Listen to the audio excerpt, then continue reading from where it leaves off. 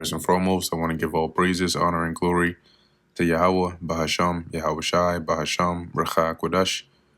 Double honors to the elders and the apostles of Great Millstone, and peace and blessings to the elect. And today we're going to go into the book of 1 Corinthians, the 13th chapter. And here the apostle Paul really putting an emphasis on charity, which when you go into that word here, deals with, the well-being, right, of others, that hospitable spirit, that sincere, love, right, and compassion. And he emphasizes how important that is above whatever spiritual gifts you may be given. So this is 1 Corinthians 13:1. Though I speak with the tongues of men and of angels and have not charity, I am become as sounding brass or a tinkling cymbal. And he's saying here that, I can speak as many languages as they are. I can speak the language of the heavens, the language of the angels, different languages on the earth. But if I don't have that charity, let's just go into that word charity. Agape, right? Affection, goodwill, love, benevolence, brotherly love. If you don't have that spirit, all right, then I am become as sounding brass or a tinkling cymbal. In the NLT, it says, I would only be a noisy gong or a clanging cymbal, meaning that, yeah, you would have the ability to speak these different languages, but, it really wouldn't amount to much because you're lacking in a very key and important aspect or element of the ministry, which is charity. And though I have the gift of prophecy and understand all mysteries and all knowledge, and though I have all faith so that I could remove mountains and have not charity, I am nothing. See, so once again, he can have all these spiritual gifts, but if you don't have charity, as Paul's saying, you're nothing. If I had the gift of prophecy, and if I understood all God's secret plans, and possessed all knowledge, and if I had such faith that I could move mountains, but I didn't love others, I would be nothing. Because the way the Lord requires us to treat one another, right, and how we remember what the Lord said, what you have done for these, you've done for me, that requires that love. And if you don't have that, you won't be driven to do the other things. So that's why Paul stressed it here.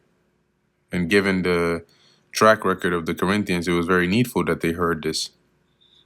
And though I bestow all my goods to feed the poor, and though I give my body to be burned, and have not charity, it profiteth me nothing. So I could sell all my possessions and give it to the poor. I could offer my body as a sacrifice. If you do all that and you still don't have that love or that charity, it's not going to benefit you. It's not going to behoove you anything. Charity suffereth long and is kind. Charity envieth not.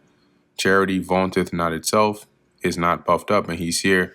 This is more so the spirit, those that have the spirit, okay, of charity, or the spirit of that love, comes with the ability to be long suffering. It comes with being kind, right? It comes with not envying one another because of that love, right? Not boasting yourself, not being proud or high-minded, doth not behave itself unseemly. So being in order, right? Not being a jerk. Seeking not her own, is not easily provoked, thinketh no evil. All right, and that's the spirit of charity. It says, or rude NLT, it does not demand its own way. It is not irritable, and it keeps no record of being wronged. Rejoice not in iniquity, but rejoice in the truth. Beareth all things, or rejoiceth not in iniquity, but rejoiceth in the truth. So if you have the spirit of charity, right, the spirit of love, these are the traits it would come with. Okay? When it comes to iniquity, your heart is pure. You're not going to rejoice in iniquity, right? But rather in truth, through that spirit. Beareth all things, believeth all things, hopeth all things, endureth all things. Charity never faileth. because that spirit is going to sustain you, right? It's going to keep you down on the right path. That's why Paul is saying here, and never fail it, because it actually goes a long way. The scriptures say, what is it? Is it charity covereth a multitude of sins? If I'm paraphrasing that correctly. But whether there be prophecies, they shall fail. Whether there be tongues, they shall cease. Whether there be knowledge, it shall vanish away. When he says they shall fail, he's not saying that the prophecies the Lord has set, would fail. But when you go into that word fail in this, concerning prophecy, meaning it'll come to pass at some point, right? So it says here, to render idle, inactive, definition 2, to cause to cease, to put an end to, right? So he's saying this to make a point. And the point that the Apostle Paul is making is charity is above all of these, because charity never fails. All right. That spirit of charity is always going to benefit you. All right. As to where prophecies, the spirit of prophecy, eventually it'll come to pass, right? Eventually that's going to, run its course, right? Whether there be tongues, they shall cease. Whether there be knowledge, it shall vanish away. So these things won't last forever, but as the Apostle Paul is stressing here, charity will. For we know in part and we prophesy in part, right? So we don't have, we don't have the knowledge of everything, but of the things that we ought to know, we have that knowledge, 100% of it. Okay, so as he says here, we prophesy in part, right? We know in part, we prophesy in part. But when that which is perfect is come, then that which is in part shall be done away, right? And that perfectness is going to come with Yahushua when he changes us and makes us perfect. And at that point, that which is in part shall be done away, right? So no longer are we going to be lacking. We're going to be made perfect and whole and know all the things we need to know. When I was a child, I spake as a child, I understood as a child, I thought as a child. But when I became a man, I put away childish things. Meaning, on a literal level, when you were a child, right, you do things as a child. But the Apostle Paul here, right, is saying, when before you were, with your eyes were open to this knowledge, you were likened unto a child, right? You did things, as he's saying, I did things as a child. The way I thought and understood was as a child. But after becoming a man, you have to put away those childish things. For now, I see through a glass.